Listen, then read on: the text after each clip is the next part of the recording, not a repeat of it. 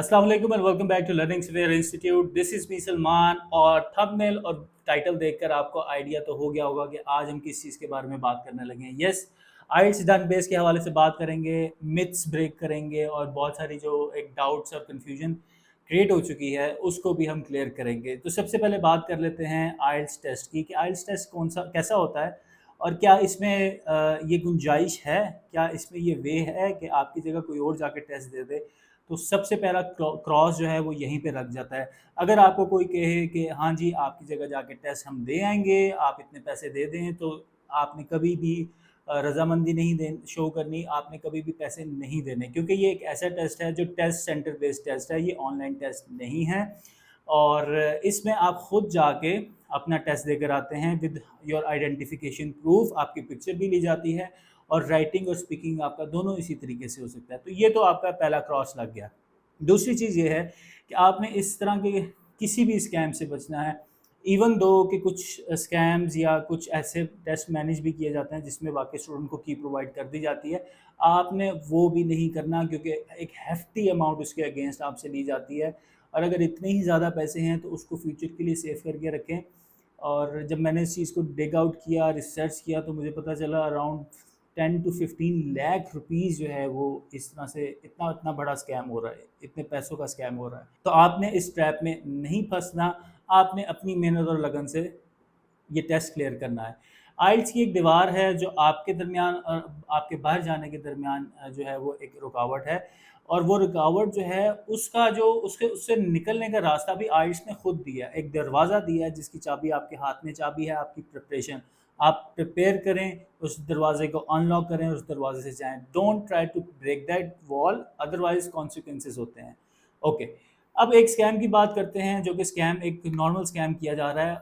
I was shock to सी के Facebook और Instagram के ऊपर ये एडवर्टीजमेंट चल रही होती है कि IELTS done basis available, PTE done basis available, ये टेस्ट मैनेज किए जा रहे हैं। ठीक है, तो आपने इस तरह के किसी भी ऐड को क्लिक नहीं करना, वो बहुत बड़ा स्कैम है। आपसे वो पैसे लेंगे और वो they just vanish into the thin air, वो गायब हो जाएंगे। आपकी कॉल तो क्या, वो मैसेज भी का रिप्लाई भी नहीं करते और आपके पैसे भी ज़ाया हो जाते हैं। ये फाइनेंशियली स्ट्रगल करते हैं, मेंटली स्ट्रगल करते हैं।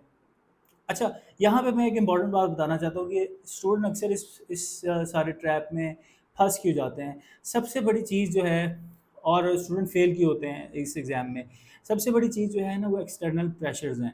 अगर एक्सटर्नल प्रेशर्स को निकाल दें तो आई गारंटी यू कि इस टेस्ट में पास होना बहुत आसान है। आप ऐसे इस टेस्ट में पास हो सकते हैं। अच्छा, वो एक्सटर्नल फैक्टर्स कौन से होते हैं? सबसे बड़ा फैक्टर जो होता है वो ये होता है कि हाँ, ज़्यादातर मेजॉरिटी ऑफ द स्टूडेंट हैं, they come from humble middle class background, और इस टेस्ट की जो फीस है वो अराउंड 60,000 है। अब जब और मेजॉरिटी ऑफ तो जो लड़के हैं, बच्चे हैं, लड़कियां हैं, उनकी जो मंथली पे होती है वो इतनी ही होती है, 70-80,000। तो ये जब वो सोचते हैं कि यार इतना महंगा टेस्ट है, अगर इसमें हम फेल हो गए तो हमारा क्या होगा, हमें फिर से देना पड़ेगा, इतने पैसे नहीं। तो ये एक बहुत बड़ा फैक्टर है। दूसरा जो सबसे ज़्यादा और इमोशनल फैक्टर वो ये है कि मेजॉरिटी ऑफ द जो स्टूडेंट हैं, जो बच्चे हैं, लड़के लड़कियां हैं, वो अपने घर वालों की फाइनेंशियल कंडीशन को बदलने के लिए वो बाहर जा रहे होते हैं, वरना प्रदेश जो है वो कोई भी नहीं काटना चाहता, ये हम सब जानते हैं। तो वो अपने वालदैन को वो आसाइशें और वो फैसिलिटीज़ देना चाहते हैं, अपने बहन भाइयों को वो चीज़ें देना चाहते हैं जो कि वो समझते हैं कि एक बेसिक लाइफ नेसेसिटीज़ होती हैं, और वो लाइफस्टाइल को इम्प्रूव करना चाहते हैं। तो ये एक बहुत बड़ा प्रेशर होता है उनके ऊपर। और डेफिनेटली अगर इन दोनों प्रेशर्स को हम एलिमिनेट कर दें, हटा दें, तो आप बहुत ईज़ ऑफ माइंड के साथ ये टेस्ट देते हैं। चलें अब दूसरे स्कैम की बात कर लेते हैं।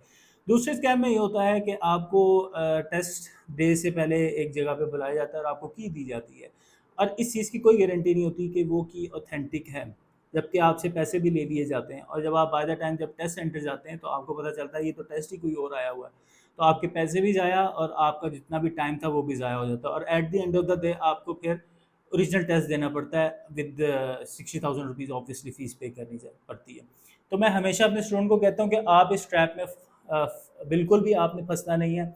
और आपने जो करना है ना वो ये करना है कि अगर आपको लगता है ना कि आप पहला टेस्ट पास नहीं कर पाएंगे, तो नो प्रॉब्लम, आप एक टेस्ट दे दें, आप दूसरा टेस्ट दें। बजाय आप इतने लाखों रुपया दें وہی آپ ٹیسٹ جو ہے وہ 2 بار دے دیں. ایک دفعہ جب آپ دیں گے آپ کا ایگزام فیئر ختم ہو جائے گا. دوسری دفعہ آپ جب آپ دیں گے آپ کو اپنی مسٹیکس کا پتہ چل جائے گا کہ کہاں کہاں آپ نے مسٹیکس کی ہیں. پھر آپ ایزیلی اپنی اسٹرینتھ اور ویکنیسز کے اوپر ورک کر سکتے ہیں اور پھر بہتر طریقے سے پرفارم کر سکتے ہیں. اور بلیو می 6.5 جو اسکور ہے وہ لینا کوئی اتنا مشکل نہیں ہے. آپ اگر سمجھتے ہیں کہ آپ بلو ایوریج ہیں تو آپ اس کو 2 منتھس دیں اور ایسے انسٹیٹیوٹس دیکھیں جو آپ کو انڈیویجولی کیٹر کریں, انڈیویجول اٹینشن دیں, کیونکہ یہ جو آئلٹس کا ٹیسٹ ہے یہ ہمارا عام کنونشنل انگلش کورس نہیں ہے. اس میں آپ کو انڈیویجول اٹینشن چاہیے ہوتی ہے, آپ کی اسٹرینتھ اور ویکنیس کے اوپر جو انسٹرکٹر ہے اس نے کام کرنا ہوتا ہے. So that was all. I hope آپ کو چیزوں کی کلیئرٹی ملی ہوگی اور ان چیزوں میں آپ نے نہیں پھنسنا اور آپ اپنی جو پریکٹسز ہیں وہ جاری رکھیں. Thank you so much.